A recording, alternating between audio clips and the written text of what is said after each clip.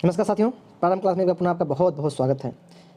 जैसा कि समीक्षा अधिकारी की तैयारी लगातार चल रही है, उसी की कड़ी में आज हिंदी टेस्ट सीरीज का ये 6वां अभ्यास चाहे मान लीजिए या आप मान लीजिए कि 6वां टेस्ट सीरीज है जो आपके सामने प्रस्तुत है। इसमें भी महत्वपूर्ण क्वेश्चनों का समावेश किया गया। अभी तक आपको हिंदी के 5 टेस्ट सीरीज प्राप्त हो चुके हैं। 5 टेस्ट सीरीज में 300 क्वेश्चन आपको प्राप्त हो चुके हैं। आप क्लास का वीडियो डिस्क्रिप्शन में उपलब्ध है, आप उसको जरूर लाभ उसका उठाइए। साथ ही साथ इसका पीडीएफ आपको डिस्क्रिप्शन में मिल जाएगा। तो हम शुरू करते हैं, क्योंकि हमारे पास केवल 65 दिन बचे हैं। आपको अवगत होगा, विदित होगा कि 11 फरवरी को आयोग ने इसका डेट निर्धारित कर दिया कि समीक्षा अधिकारी का परीक्षा 11 तारीख होगा, जिसमें आपको पता है कि हिंदी का बहुत बड़ा रोल है। यदि आप हिंदी में 55+ व जीएस में 70+ क्वेश्चन पा जाते हैं, अंक पा जाते हैं, तो आपका निश्चित ही प्री में हो जाएगा। क्योंकि अब की बार 11.25 लाख के आसपास फॉर्म पड़ा हुआ है। कहने का मतलब एक सीट पर 2600 लोगों का दावेदार है।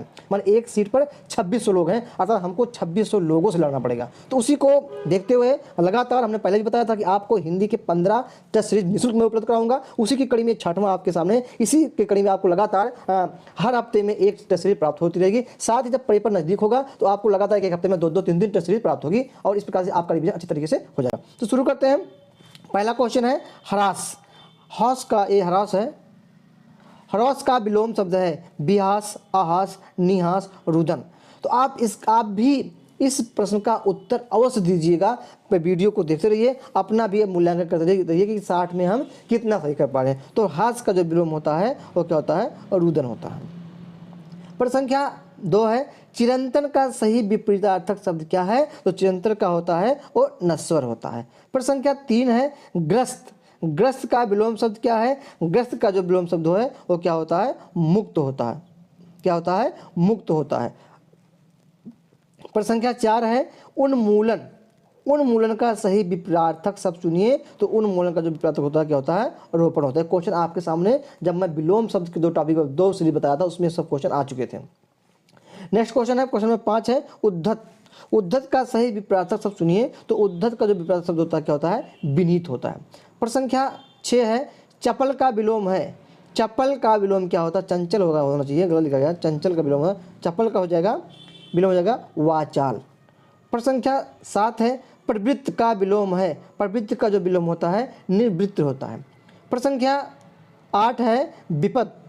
विपद का विलोम शब्द है आपद, संपद, संबद्ध, आबद्ध। तो जो विपद का विलोम होता है क्या होता है? संपद होता है। प्रश्न संख्या 9 है रुग्ण। रुग्ण का विलोम शब्द है। तो जो रुग्ण का विलोम है, रुग्ण का विलोम क्या होता है? स्वस्थ होता है। रुग्ण माने क्या होता है? बीमार होता है। और जो उसका विलोम क्या होगा? स्वस्थ होगा। सुसुप्ति का विलोम शब्द है। सुसुप्त का विलोम जो होता है जागृत होता है। सुसुप्त माने सुसुप्त अवस्था होने ना, उसका क्या होता है? जागृत होता है। प्रश्न संख्या 11, अब यहाँ से शुरू हो रहा है अनेक शब्दों के एक शब्द। उच्च कुल में पैदा व्यक्ति क्या होता है? कुलीन होता है। प्रश्न संख्या 12 है सख्य भाव मिश्रित अनुराग को कहते हैं। उपयुक्त शब्द का चयन कीजिए। बहुत ही इंपॉर्टेंट शब्द ये है, इसको आप बहुत ही इंपॉर्टेंट कर लीजिए कि सख्य भाव, प्रेम, स्नेह, सख्य भाव, जो इसका एक शब्द होगा क्या होगा? प्रणय होगा। क्या होगा? प्रणय होगा। प्रश्न संख्या 13 है जहां लोगों का मिलन हो। एक शब्द के क्रम में सही चुनिए। मेला, भीड़, सम्मेलन, सम्मिलन। तो आप जानते हैं जहाँ लोगों का मिलन होता है उसको क्या जाता है? सम्मेलन कहा जाता है। प्रश्न संख्या 14 है जो कानून के विरुद्ध हो। उपयुक्त शब्द का चयन कीजिए। वैधानिक, संवैधानिक, निरुद्ध, अवैध। जो कानून के विरुद्ध होता है उसे अवैध कहा जाता है। 15 है रंग भवन के लिए एक शब्द क्या होगा? एक शब्द रंगा हुआ भवन, रंग बनाने का कारखाना, नाट्यगृह, रंगरेलियाँ बनाने का स्थान। तो जो रंग भवन होता है वो नाट्यगृह होता है। प्रश्न संख्या 16 है त्रिकालज्ञ के लिए एक शब्द क्या है? 3 समय तक, तीनों समय को जानने वाला, कालातीत, सर्वज्ञ। तो त्रिकालज्ञ माने होता है तीनों समय को जानने वाला। 17 है प्रतिघात। चोट के बदले चोट, भारी चोट, हत्या, उल्टे हाथ से चोट। तो प्रतिघात मीन्स होता है चोट के बदले चोट। मैं आपका प्रतिघात जरूर लूँगा। तो चोट के बदले चोट। जिसका कोई आश्रय न हो, क्या हो जाएगा, निराश्रय, सदाश्रय, प्राश्रित, आश्रित। तो जिसका कोई आश्रय न हो वो क्या होता है, निराश्रय होता है। प्रश्न संख्या 19 है, किए हुए उपकार को न मानने वाला बहुत बार क्वेश्चन आया है और लगता है बहुत आसान, लेकिन परीक्षाओं में पूछे जाने वाला क्वेश्चन है। तो किए हुए उपकार को न मानने वाला क्या होता है, कृतज्ञ। और जो किए गए उपकार को मानता हो, यहाँ भी ये भी देख लीजिए, जो मानता है उसके लिए क्या होता है, कृतज्ञ होता है। लेकिन यहाँ ना आ गया है तो क्या होगा, कृतज्ञ हो जाएगा। प्रश्न संख्या 20, जिससे सबसे पहले गिनना उचित हो, अग्रगण, आगण, अनगिनत, अगणित। तो ये दोनों हो गए नहीं। अगण और अग्रगण में है जिसको सबसे पहले गिना जाता है वो क्या होता है, अग्रगण होगा। अग्रगण माने जो गिनने योग्य ना हो। प्रश्न संख्या 21, यहाँ से आ गया तत्सम तद्भव का। इनमें कौन सा तद्भव है, मधुप, मधुकर, भरमर, भौरा। तो हमने बताया चंद्रबुंदी है, क्या हो गया, ये आपका तद्भव हो गया। प्रश्न संख्या 22, मुद्री का तत्सम रूप है, मुद्री, मुंदरी, मुद्रिका और मुद्रिका। तो मुद्रिका क्या हो जाएगा, ये मुद्रिका तत्सम रूप होता है। 23, चूरन, चूरन का तत्सम शब्द है चौर, चूर्ण, चर्म, चस्व। तो जो चूरन का तत्सम होता है क्या होगा, चूर्ण हो जाएगा। प्रश्न संख्या 24 है, तिक्त शब्द का तद्भव है, तीता, तीखा, तिक्ता, तिखन। तो जो तिक्त शब्द का तद्भव होगा क्या होता है, तीता होगा। प्रश्न संख्या 25, ससुर का तद्भव है, ससुर का तद्भव है क्या होगा, ससुर, ससुर, ससुर, ससुर। तो क्या होगा, स्वसुर, क्या होगा, स्वसुर होगा। प्रश्न संख्या 26, तद्भव शब्द निर्दिष्ट कीजिए, अर्थात हमें इसमें बताना है कि कौन तद्भव, आधा, कूप, विद्या, एवं। तो आधा क्या होगा, ये आपका तद्भव होगा। इसका जो तत्सम होगा वो क्या होगा, अर्ध होगा, क्या होगा, अर्ध होगा। प्रश्न संख्या 27 है, तत्सम शब्द कौन है, क्लिष्ट, कठोर, कठिन, मजबूत। तो आधा खट्टी सा आया तो क्या हो गया, आपका तत्सम हो गया। प्रश्न संख्या 28 है कि धीठ शब्द का तत्सम है, हमें इसका तत्सम बताना है, क्या हो जाएगा, धृष्ट, धृष्ट, पुष्ट, धृष्ट, धृष्ट। तो क्या हो जाएगा, धृष्ट का क्या हो जाएगा, धृष्ट हो जाएगा, क्या हो जाएगा, धृष्ट हो जाएगा। प्रश्न संख्या 29, तत्सम शब्द का चयन कीजिए, शेर, बबर शेर, व्याघ्र, भाग। तो जो तत्सम है वो क्या है, व्याघ्र हो जाएगा। प्रश्न संख्या 30, माँ शब्द का तत्सम है, माता, मातृका, मातृ, अम्मा। तो क्या हो जाएगा, मातृ हो जाएगा। प्रश्न संख्या 31, अब यहाँ से शुरू होता है पर्यायवाची, इसको देखते हैं हम लोग। कौन सा शब्द दैत्य का पर्यायवाची नहीं है, राक्षस, दानव, भुसुर, निशाचर। इसमें हमें देखना है कि कौन सा दैत्य का पर्यायवाची नहीं है। तो जो दैत्य का पर्यायवाची नहीं है वो क्या है, भुसुर, क्या हो जाएगा, भुसुर। प्रश्न संख्या 32, रुख का पर्यायवाची शब्द है, बिटप, परसून, तड़का, हिरम्ब। जो रुख माने पेड़ होता है उसका पर्यायवाची क्या हो जाएगा, बिटप हो जाएगा, क्या हो जाएगा, बिटप हो जाएगा। प्रश्न संख्या 33, जैसा कि हमने आपको पहले बताया था, आज भी बता दे रहा हूँ कि मैं परीक्षा के पहले कुछ महत्वपूर्ण 100-150 पर्यायवाची आपको याद करने का तरीका बता दूंगा। और क्योंकि 100-150 पर्यायवाची याद करने का तरीका बता दूंगा, उसी में से आपको कम से कम 5-7 पर्यायवाची मिल ही जाएंगे, 10 में से 5-7 पर्यायवाची मिल जाएंगे। या अगर नहीं मिलेंगे तो आपको ये पता लग जाएगा किस प्रकार से हम पर्यायवाची को, क्योंकि पर्यायवाची हजारों की संख्या में, उसको याद करना बहुत ही कठिन है। बस हमें कुछ याद करने का तरीका अगर मिल जाए कि हम किस पर्यायवाची को किस प्रकार से याद करते हैं तो हमारा काम हो जाएगा। अभी उस तरीके को जान लेंगे तो हम लोग पढ़ना बंद कर देंगे, क्योंकि हम अभी पर्यायवाची को याद कर देंगे। वो अंत में रामबाण तरीका होगा कि हम उसको एक हफ्ते में अगर उतने पर्यायवाची को पढ़ लेंगे तो हमारा काम हो जाएगा। क्या है, कौन सा शब्द ब्रह्मा का पर्यायवाची नहीं है, कमलासन भी है, चतुरानन भी है, चतुर्भुज भी है और चतुर्मुख नहीं है, चतुर्मुख नहीं है। प्रश्न संख्या 34, कौन सा शब्द भ्रमर का पर्यायवाची नहीं है, सलभ, चंचरीक, सिलीमुख, मिलिंद। तो तीनों आपके हैं, ये सलभ नहीं है। हाँ, प्रश्न संख्या 35 है कि कौन सा शब्द इंद्र का पर्यायवाची नहीं है, पुरंदर बिल्कुल है, शक्र भी है, मध्वा भी है, गणाधीप नहीं है। जो गणाधीप है ये पर्यायवाची आपका है गणेश का है। किसका है? गणेश का है। प्रश्न संख्या 36 है, हिरण्यगर्भ का पर्यायवाची शब्द है विष्णु, ब्रह्मा, महेश। ये तीनों नहीं होंगे, आपका गणेश क्या है? हिरण्यगर्भ का पर्यायवाची है। प्रश्न संख्या 37 है कि कौन सा शब्द दास का पर्यायवाची नहीं है? अनुचर, परिकर, सेवक, भृत्य। ये जो भृत्य है ये आपका क्या है?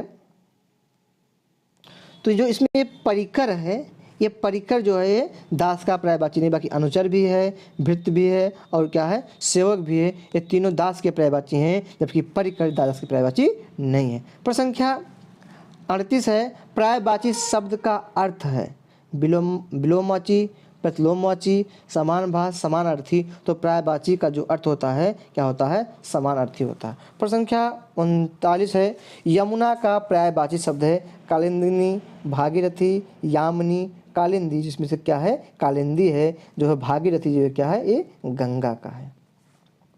प्रश्न संख्या 40 है, निम्नलिखित में कौन सा शब्द निशीथ का पर्यायवाची नहीं है? तो रात्रि भी है, रजनी भी है, निशा भी है, तम नहीं है। तम किसका है? ये अंधेरे का है। प्रश्न संख्या 41 यहाँ शुरू होता है व्याकरण की अशुद्धि वाला। तो पहले वाक्य अशुद्धि है, क्या है पहला क्वेश्चन कि हमें शुद्ध वाक्य क्या है? वह अनेक विषय के ज्ञाता थे, इस समय 4 बजे हैं, सब लोग अपनी राय दें, आंसू से मेरा रुमाल भीग गया। तो इसमें जो शुद्ध वाक्य है यह है बी, इस समय 4 बजे है। प्रश्न संख्या 42 है, तुमको मुझे पढ़ाना चाहिए। वाक्य में अशुद्ध अंग को पहचानना है। क्या है कि तुमको, या तुमको यहाँ नहीं होना चाहिए, या अशुद्ध ही तुमको है, आपको या तुम्हें मुझे पढ़ाना चाहिए। तो यहाँ तुमको गलत है। प्रश्न संख्या 43 है, मैंने विद्यालय जाना है। वाक्य में शुद्ध क्या है? तो मैं नहीं, मुझे विद्यालय जाना है ना। कहाँ जाना है? मुझे विद्यालय। तो क्या मैंने? ये गलत हो गया। 44 है कि शुद्ध वाक्य छांटिए। गाय के पूंछ होती है, उसकी बेटी हुई, उसके बेटी हुई, गोपाल को लड़का, गोपाल कहाँ लड़का हुआ? मर्द की दाढ़ी, तो मर्द के दाढ़ी होता। तो जो शुद्ध वाक्य है गाय के पूंछ होती है। प्रश्न संख्या 45 है, शुद्ध वाक्य छांटिए। तुम इसका दाम देने जाओ, उसका संतान अच्छा है, मुझे आपका काम बहुत पसंद है, बेफजूल बात मत करो। तो जो इसमें शुद्ध है, मुझे आपका काम बहुत पसंद है। प्रश्न संख्या 46 है, यहाँ से वाक्य शुद्धि के स्थान पे क्या है? वर्तनी शुद्धि आ गई। इसमें क्या कहना कि इसमें से कौन सा वाक्य शुद्ध है? मनोयोग, मन योग होता है, मन योग। पुरस्कार, युधिष्ठिर होगा नहीं, तो ये जो आपका पुरस्कार है यही शुद्ध है। प्रश्न संख्या 47 है, किस शब्द की वर्तनी अशुद्ध है? किस शब्द की वर्तनी क्या है? अशुद्ध है। जाह्नवी, पश्चात, भगवान, अनधिकार। तो जो आपका जाह्नवी लिखा है ये जानवी होना चाहिए, बड़ा जाह्नवी। अब ये सही है, तो ये तीनों सही है, आपका ये गलत है। प्रश्न संख्या 48 है, शुद्ध शब्द चुनिए। औद्योगिक, औद्योगिक, औद्योगिक, औद्योगिक। तो आपका औद्योगिक होता, औद्योगिक। प्रश्न संख्या 49 है, दिए गए शब्दों में शुद्ध वर्तनी वाला शब्द है सर्वोत्तम, संसारिक, सच्चिदानंद, कीर्ति। तो इसमें जो सबसे अच्छा है वो क्या हो जाएगा? सबसे शुद्ध जो है ये सर्वोत्तम होगा, ये सांसारिक होगा, ये सच्चिदानंद होगा, और ये कीर्ति है। तो क्या हो जाएगा आपका? सर्वोत्तम। प्रश्न संख्या 50, शुद्ध वर्तनी चुनिए। जो शुद्ध वर्तनी है क्या? अमसान। क्या है? समसान। प्रश्न संख्या 51 यहाँ शुरू होता है आपका विशेष व विशेषण। इसका क्लास जल्द ही आपको अगले हफ्ते निश्चित रूप क्लास मिल जाएगा कि किस प्रकार से हम विशेष और विशेषण को पहचानते हैं। एकदम पूरा क्लास बनकर तैयार है, बस जल्द ही इसको आपको इस टेस्ट के बाद तुरंत इसको आपको उस क्लास उपलब्ध करा दिया जाएगा। पहला, गुरु का उत्तम अवस्था क्या होता है? गुरु, गुरुत्तम, गुरुत्तर, गुरुत्तमतम। तो क्या हो जाएगा? गुरुत्तम हो जाएगा। 52 है, ये आपका जो है डिग्री वाला क्वेश्चन है। महान का उत्तम अवस्था क्या होगा? तो महत्तम। क्या हो जाएगा? महत्तम। जलीय का विशेष रूप है, तो जलीय अर्थात जलीय है तो विशेषण है, तो इसका क्या? जल से बना हुआ है, जलीय। निशा का विशेषण होगा तो निशा का जो विशेषण होगा क्या हो जाएगा, निशीथ हो जाएगा, निशीथ। 55 विशेषण शब्द जिस संज्ञा सर्वनाम की विशेषता बताते हैं उसे क्या कहा जाता है, उसे विशेष कहा जाता है। प्रश्न संख्या 56 है, वह नौकर नहीं आया, वह क्या है, तो वह क्या है, सार्वनामिक विशेषण है, क्योंकि किसी सर्वनाम प्रतीत हो रहा है। प्रश्न संख्या 57 है, निम्नलिखित में से कौन सा शब्द गुणवाचक विशेषण है, भला, ताजा, दूना, नुकीला। तो जो ताजा है ये क्या है, ये आपका गुणवाचक विशेषण है। प्रश्न संख्या 58 है कि श्याम मोहन से अधिक ईमानदार है, इस वाक्य में विशेषण है, तो ईमानदारी मोहन का गुण है, इसलिए क्या आपका ईमानदार विशेषण है। प्रश्न संख्या 59 है, निम्नलिखित शब्दों में से विशेषण को पहचानिए, मजहब, नैतिक, पीड़ा, ज्ञान। तो नैतिक जीवन, हमने क्या बताया कि किसी भी विशेषण के बाद कोई भी आप नाउन या संज्ञा लगाइए, संज्ञा के साथ उस वाक्य का कोई अर्थ निकल रहा है तो वाक्य का विशेषण होगा। जैसे नैतिक जीवन, मजहब ना मजहबी होगा, पीड़ादायक होगा, पीड़ा अज्ञानी व्यक्ति होता है। तो देखो नैतिक जीवन, नैतिक शास्त्र कुछ भी लग जा रहा है तो ये नैतिक क्या हो गया, विशेषण हो गया। प्रश्न संख्या 60 इस टेस्ट का आखिरी क्वेश्चन, निम्न में विशेषण शब्द है लड़कपन, उचित, कठोरता, घबराहट, इस पे लगाइए आप। लड़कपन के सामने कोई संज्ञा लगेगा नहीं, लड़कपन जीवन नहीं लगता है। उचित, उचित कार्य, उचित कार्य, कठोरता नहीं, कठोर हो सकता तो हो जाए, घबराहट नहीं, घबराना या घबराहट। तो जो जिसके साथ विशेषण क्या कहते हैं संज्ञा लग जा रहा है और उस वाक्य का कुछ अर्थ निकल रहा है वो क्या होता है आपका विशेषण, जैसे कठोरता। तो इस प्रकार से इस सीरीज में भी 60 क्वेश्चन थे।